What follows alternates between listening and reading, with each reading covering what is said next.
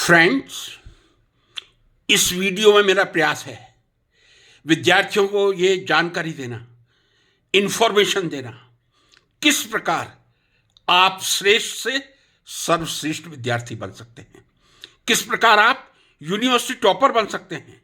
University topper का मतलब यही नहीं है जो गोल्ड मेडल ले, सिल्वर मेडल, ब्रॉन्ज मेडल या पहले 10वें स्थान करने वाले भी टॉपर्स ही कहलाते हैं, इसमें कोई संदेह नहीं है। लेकिन अधिकतम अंक अर्जित करने के लिए क्या माध्यम अपनाएं? आज मैं अपने विद्यार्थी काल के कुछ संस्मरण को लेके कुछ इस प्रकार की उदाहरण प्रस्तुत करके, कुछ सत्य घटनाओं को सामने रख के विद्यार्थियों को ये समझाने का प्रयास करूंगा। आप अपने कक्षा के विजेता बन सकते हैं, आप स्कूल महाविद्यालय के विजेता बन सकते हैं, आप विश्वविद्यालय के टॉपर बन सकते हैं। मैं गारंटी के साथ कह रहा हूं, आप मेरी बात को जरा ध्यान से सुन लीजिएगा। जब मैं 9वीं कक्षा में था, अध्ययनशील था, 8वीं तक मेरा एजुकेशन यूपी मथुरा से हुआ था, 9th में राजस्थान से शुरुआत हुई थी। 9th के बाद जब मैं 10th में आया था, यह पूरी तरह सत्य है, राष्ट्रीय स्वयंसेवक संघ का स्वयंसेवक बना था। राष्ट्रीय स्वयंसेवक संघ से आप सब लोग परिचित हैं, उसके बारे में कभी अलग से विस्तृत चर्चा करूंगा, लेकिन इतना ही कहूंगा कि राष्ट्रीय स्वयंसेवक संघ से जुड़ने के बाद जब संस्कार निर्माण शुरू होता है, तब व्यक्ति को अपना समय भी देना पड़ता है। ये कालांतर में स्वयंसेवक बना, शिक्षक बना, मुख्य शिक्षक बना, कार्यवाह बना। 1975 में जब आपातकाल 25 जून 1975 को देश में लगा था, तब मैं कार्यवाह था। एक ही शाखा ब्यावर में हुआ करती थी। कहने का तात्पर्य यह है कि जब मैं 9th में था, पूरी तरह शिक्षा को समर्पित था। जब मैं 10वीं में आया, 10th में आया, तब राष्ट्रीय स्वयंसेवक संघ से जुड़ा और राष्ट्रीय स्वयंसेवक संघ से जुड़कर किसी जिम्मेदारी का निर्वाह करना लगभग 2 घंटे, कम से कम 2 घंटे प्रतिदिन आवश्यक होता है। संघ के स्वयंसेवकों से मिलना, शाखा के विस्तार के बारे में सोचना, चर्चा करना, यह आवश्यक होता है। दूसरा, मैं एनसीसी का कैडेट था, एयर एनसीसी में था और फ्लाइट सार्जेंट था। हफ्ते में 3 दिन ही परेड होती थी, लेकिन 3 दिन परेड के लिए 3 घंटे देने पड़ते थे।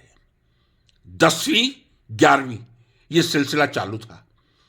जब मैंने कहा 25 जून 1975 को आपात स्थिति लगी थी, तब मैंने 11वीं की परीक्षा दी थी, बोर्ड की परीक्षा थी। उस समय राजस्थान में 10th बोर्ड होता था, 11th बोर्ड होता था, परिणाम नहीं आया था। कहने का मतलब यह है, 10th और 11th में मैं शिक्षा के अलावा, अध्ययन के अलावा राष्ट्रीय स्वयंसेवक संघ को भी समर्पित हो चुका था। तो एनसीसी मेरा एक बहुत ही फेवरेट हॉबी थी, जिसमें फ्लाइट सार्जेंट के रूप में हफ्ते में 3 घंटे, 9 घंटे मुझे देने पड़ते थे। लेकिन तब भी मैंने अध्ययनशीलता में कमी नहीं की और परिणाम ये रहा, 10th और 11th बोर्ड में प्रथम श्रेणी में ही उत्तीर्ण हुआ था और 11th में पूरे ब्यावर में मेरे सर्वाधिक अंक थे। बायोलॉजी का मैं विद्यार्थी था। प्रथम श्रेणी में उत्तीर्ण, मैं ये कह दूं 1974 में मैंने 10th किया था, 1975 में 11th किया था। दोनों ही बोर्ड की परीक्षा थी, दोनों में प्रथम श्रेणी में उत्तीर्ण हुआ था, डिस्टिंक्शन के साथ उत्तीर्ण हुआ था। ये मैं कोई असत्य बात नहीं कह रहा हूं। एक संतुलन मैंने बनाया था। 9th तक पूरी तरह अध्ययन और उसके बाद अचानक संघ को समर्पित होना। समर्पित शब्द मैं इसलिए कह रहा हूं क्योंकि लगभग यदि आप 2 या 3 घंटे रोज देंगे तो एक तरह का आपके मन में समर्पण भाव होगा। एनसीसी ये मेरी हॉबी थी और मैं चाहता था कि मैं एनसीसी का कैडेट बन के अपने आप को राष्ट्र के अनुशासन की तरफ अग्रसर करूं। क्या शिक्षा दी मैंने इससे आपसे? मैंने 10th और 11th में यदि मैं कहूं कि एवरेज 4 घंटे एनसीसी और राष्ट्रीय स्वयंसेवक संघ को देकर, और मेरे स्कूल का समय था 12 बजे से 5 बजे तक, उसके बाद अध्ययन करके प्रथम स्थान प्राप्त किया था। 1975 25 जून आपातकाल लगा था। 30 जून को मेरा रिजल्ट आया था, प्रथम श्रेणी में उत्तीर्ण हुआ था, प्रसन्नता हुई थी, महाविद्यालय में प्रवेश लिया था। लेकिन चूंकि जब आपात स्थिति लगी थी, राष्ट्रीय स्वयंसेवक संघ पर प्रतिबंध लग गया था। उस समय कोई कार्यालय नहीं था, ब्यावर में मेरा ही घर कार्यालय हुआ करता था। संघ से संबंधित ध्वज, स्टैंड, दंड सब मेरे ही घर रहते थे। लेकिन जब आपात स्थिति लग गई, तब कुछ कार्य जो कुछ संगठन द्वारा दिया गया था किया गया था, लेकिन जो मेरे 2 या 3 घंटे रोज के नहीं थे, वो मात्र हफ्ते के 2-3 घंटे रह गए थे। जब मैं फर्स्ट ईयर में गया, एनसीसी में मैंने प्रवेश लेने का प्रयास किया। मुझे लगा फर्स्ट ईयर साइंस में अध्ययन करना 10 बजे से शाम को 4:30 तक और फिर एनसीसी को समय देना, शायद मैं एक बहुत श्रेष्ठ विद्यार्थी के रूप में अपना रिजल्ट प्राप्त ना करूं। एनसीसी से भी मैंने संन्यास ले लिया था। ये कहने में मुझे कोई शर्म की अनुभूति नहीं है। राष्ट्रीय स्वयंसेवक संघ से एक तरह से नाता टूट चुका था, क्योंकि आपातकाल लग गया था। उस समय एक ही ध्येय था, अध्ययन करना, जितना अधिक अध्ययन कर सके। अध्ययन करने में भी एक मेथड होता है, और वो उस मेथड को कितने प्रतिशत स्टूडेंट उसकी पालना करते हैं, जरा ईमानदारी से कमेंट बॉक्स में लिख के दिखाएं। आज मैं आपको एक उदाहरण के साथ कह रहा हूं। यदि आप एक किसी नए टॉपिक को पढ़ते हैं, 11th-12th की बात कर दूं, आईयूपीएससी नोमेनक्लेचर की बात कर दूं, पीरियोडिक टेबल की बात कर दूं, केमिकल बॉन्डिंग की बात कर दूं, आपको पूरा टॉपिक स्वयं पढ़ने में, जी हां मैं कह रहा हूं, समझने में, पूरी तरह समझने में 1 सप्ताह लगेगा। केमिकल बॉन्डिंग का चलो उदाहरण लेते हैं। 1 सप्ताह के बिना ionic, covalent, coordinate, hydrogen bond, van der Waals force, hybridisation, संकरण, आप 1 हफ्ते के बिना, मैं पूर्ण दावे के साथ कह रहा हूं, यदि आप 2 या 3 घंटे रोज, आप ये मैं कह दूं 21 घंटे का समय देंगे, तभी आप केमिकल बॉन्डिंग के टॉपिक पर कमांड कर पाएंगे। जी हां, एक बार आपने कमांड कर लिया, आप सोचते हैं अब कमांड हो गया, अब इसको छोड़ दो, परीक्षा आने पे ही अब इसका अध्ययन होगा। जी नहीं, ये मैं जो मंत्र दे रहा हूं, कृपया इसको ध्यान से सुनिए। ये मैंने प्रैक्टिकली फॉलो किया था, और मुझे कहने में संदेह नहीं, 1976 में फर्स्ट ईयर में मैं 70% अंक के साथ पास हुआ था, और 1977 और 78 में बीएससी द्वितीय तृतीय वर्ष में 81%, 81% मैंने बायोलॉजी में लिए थे, जो शायद एक इतिहास था उस समय का।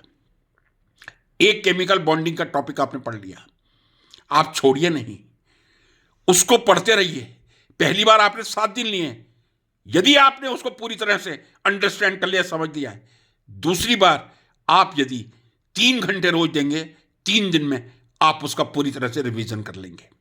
आपका कमांड नहीं हुआ है, आपने समझा है, लेकिन कमांड होना, समझना और परीक्षा में लिखना, यह बहुत मूलभूत अंतर है।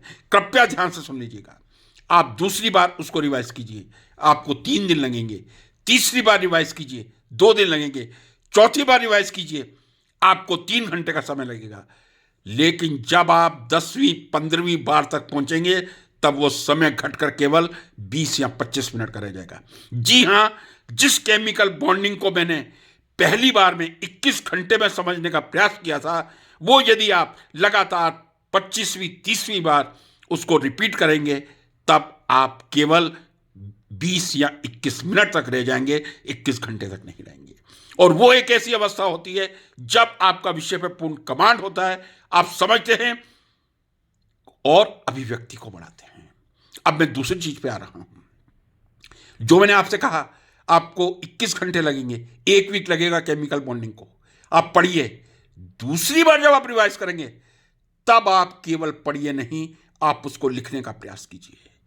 ये मैं अपने पूर्ण अंतःकरण से, अपने प्रैक्टिकल एक्सपीरियंस से कह रहा हूं। विद्यार्थी मित्रों, कृपया इस मंत्र को आप ग्रहण कर लें, आप यूनिवर्सिटी टॉपर बन के ही रहेंगे। दूसरी बार लिख के करिए, तीसरी बार लिखिए, लिखते जाइए। मेरी माताजी हंसा करती थी, जब मैं परीक्षा के अंत तक आता था, तकरीबन 4 फुट ऊंची रद्दी हो जाया करती थी। रद्दी शब्द मैं कह रहा हूं, माफी चाहूंगा। लिख लिख के जो मैं प्रैक्टिस करता था, और जब आप लिख के प्रैक्टिस करेंगे आपका परफेक्शन 99.9% होगा। फ्रेंड्स, आप जो चीज पहली बार में 21 घंटे में समझ रहे हैं, आप उसको दूसरी बार 7 घंटे में रिड्यूस कीजिए, 3 घंटे में कीजिए, लिख लिख के याद कीजिए, और तब जो परफेक्शन आता है, तब परीक्षक को भी सोचना पड़ता है कि मैं अंक कहां से काटूं। यदि आपकी राइटिंग भी खूबसूरत है और आपकी अभिव्यक्ति भी खूबसूरत है और आपने विषय पर कमांड कर लिया, और फिर मैं कह रहा हूं कमांड करने का एक ही माध्यम है, एक बार अंडरस्टैंड करके याद करने से आपको याद नहीं रहेगा। यदि आपको एक सर्वश्रेष्ठ छात्र बनना है, यूनिवर्सिटी टॉपर बनना है, आप एक टॉपिक को कम से कम 25 बार रिपीट कीजिए, लगातार रिपीट कीजिए, 25 दिन तक रिपीट कीजिए, लिख लिख के तैयारी कीजिए। उसके बाद मैं कह रहा हूं, मैंने बॉटनी और जूलॉजी एक ऐसे सब्जेक्ट हैं जो डिस्क्रिप्टिव होते हैं। केमिस्ट्री में यदि मैं 80% मार्क्स लाया था उस समय, तो मैं अपना कॉलर ऊंचा नहीं करता, लेकिन बॉटनी और जूलॉजी में 77 और 78 में 81% मार्क्स बॉटनी और जूलॉजी विषय में। शायद बॉटनी में मेरे सेकंड ईयर में 85% थे और थर्ड ईयर में जूलॉजी में 85% थे। मैं लगभग 80 के रहा हूं। आप इस मेथड से, इस विधि से आप सर्वश्रेष्ठ छात्र बन सकते हैं। जी हां, आपका कंसंट्रेशन होना चाहिए। दूसरी बात, आज के समय में जो लोग मेडिकल और इंजीनियरिंग की तैयारी कर रहे हैं, मैं कोई कमेंट नहीं करूंगा, माफी चाहूंगा। लेकिन जो लोग केवल 11वीं 12वीं बीएससी एमएससी कर रहे हैं, और यदि वो ये कहें कि बिना ट्यूशन के हम पढ़ नहीं सकते, तो ये अपने आप में शिक्षा के साथ में बहुत बड़ा अन्याय होगा। मैं भी पूरी तरह सरकारी विद्यालयों में पढ़ा हूं। मेरा 9th 10th 11th Patel school Beawar से हुआ था, जो एक गवर्नमेंट स्कूल है। बायोलॉजी का विद्यार्थी था, फिजिक्स में कठिनाई होती थी, मेहनत करता था, ट्यूशन जाने का प्रयास नहीं किया था। प्रथम वर्ष में विचलित हुआ था, बीएससी प्रथम वर्ष फर्स्ट ईयर में, क्योंकि बायोलॉजी का विद्यार्थी होने के नाते फिजिक्स टफ लगती थी। सेकंड ईयर से फिर फिजिक्स छूट जाती थी, लेकिन प्रण किया था ट्यूशन नहीं करूंगा, चाहे कितनी मेहनत करनी पड़े।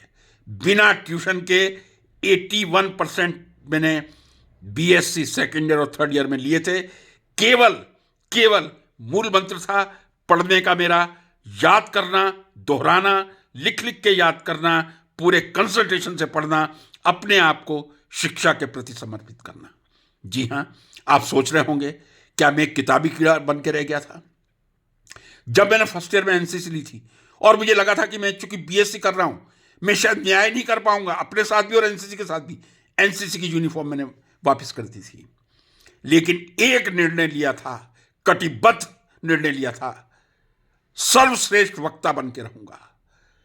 कोई भी डिबेट होगी उसको छोड़ूंगा नहीं। और उस समय के मेरे यदि कुछ क्लास फेलो, क्लासमेट्स सुनेंगे तो उनको याद होगा, लगभग बीएससी फाइनल और एमएससी मैंने एमएलबी गवर्नमेंट कॉलेज भीलवाड़ा से किया था।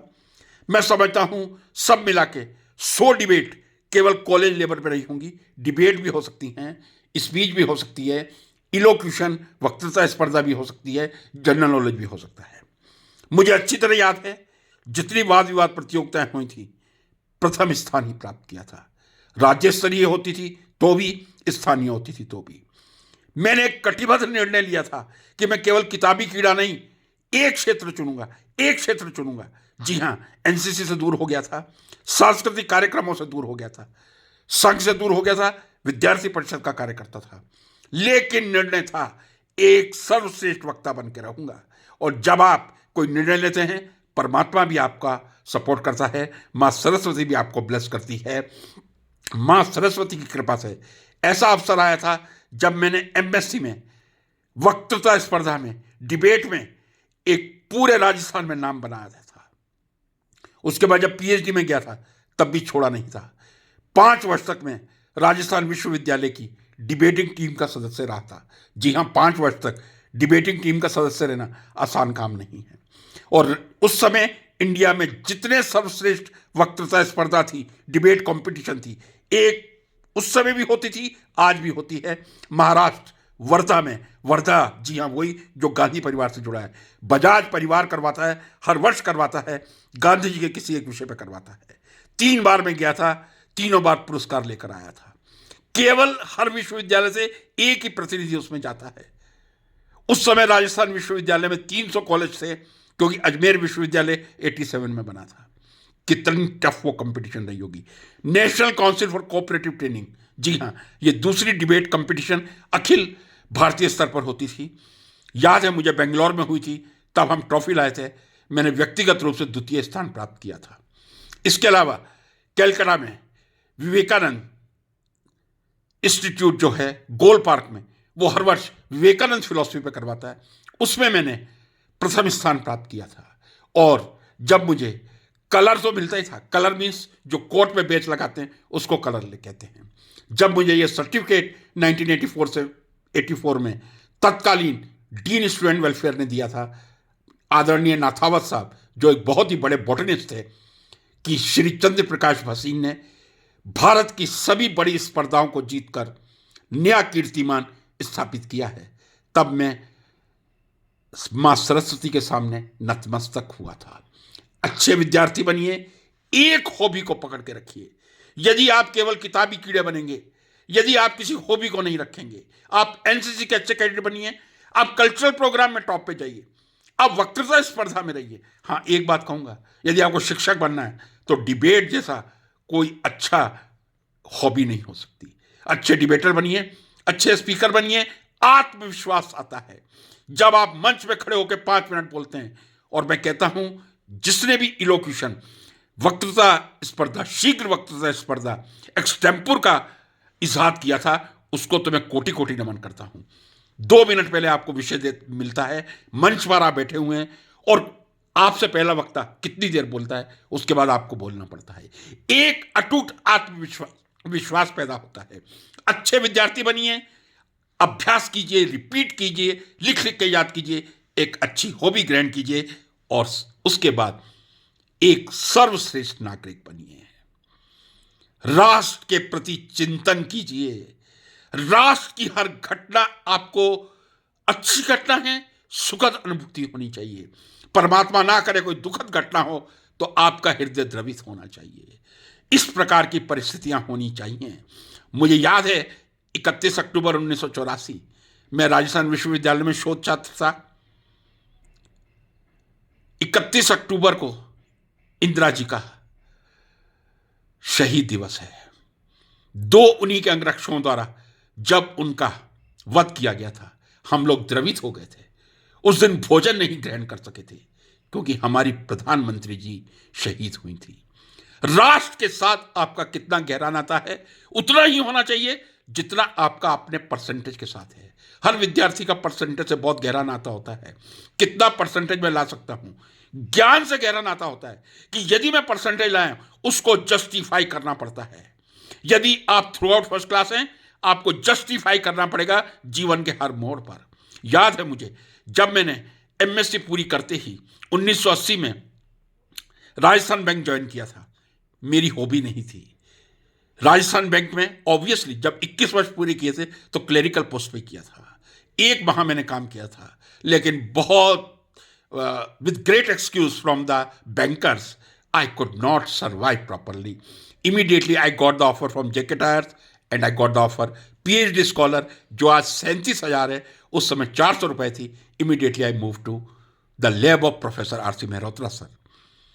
उस समय 400 रुपए स्कॉलरशिप थी, लेकिन उनका सबसे पहला क्राइटेरिया यही होता है, क्या आपका थ्रू आउट फर्स्ट क्लास है। आजकल तो थ्रू आउट फर्स्ट क्लास बहुत मिल जाएंगे, लेकिन 1980 में थ्रू आउट फर्स्ट क्लास लाना कठिन था, लेकिन लाए थे। एक डिटर्मिनेशन होना चाहिए, एक कटिबद्धता होनी चाहिए, एक परिश्रम होना चाहिए, देश के प्रति स्नेह होना चाहिए, एक हॉबी होनी चाहिए। आप एक बहुत ही प्रबुद्ध नागरिक बनेंगे।